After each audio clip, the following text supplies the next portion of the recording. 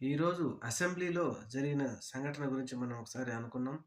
జగన్మోహన్ రెడ్డి గారు మరియు రఘురామ కృష్ణన్ గారి మధ్య సంభాషణ జరిగింది. వారిద్దరు ఏం మాట్లాడుకొని ఉంటారని చెప్పేసి సోషల్ మీడియాలో ట్రోల్ అయితా ఉందని చెప్పేసి మనం అనుకున్నాం.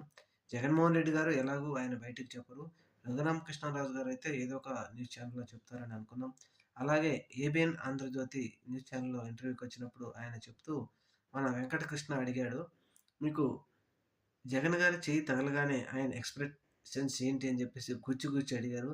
అయితే రఘురామకృష్ణరాజు గారు చాలా ఆయనకి ఒక చెంపదెబ్బ కొట్టినట్టుగా సమాధానం జెప్పారు. అసలు జస్ట్ నార్మల్ అండి.